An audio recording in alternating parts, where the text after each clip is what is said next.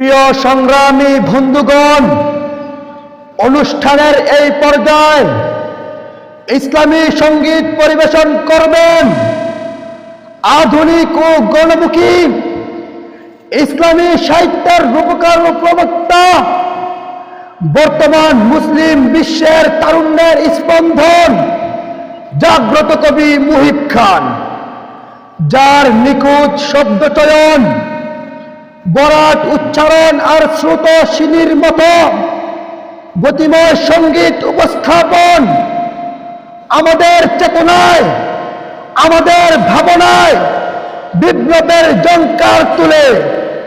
তাই বলিষ্ঠ আত্মপ্রত্যয়ে বলতে ইচ্ছে করে, এ যুগের আমি কাজী নজরুল ইকবাল মহাকবি, গালিব, হাফিজ, রুমি খৈয়াম, সাদি ফররুখ সবই। বহুকাল পরে তাহাদের ধ্বনি আমার কণ্ঠে বাজে, তাহাদের খুন উথলিয়ে উঠে আমার ধমনী মাঝে।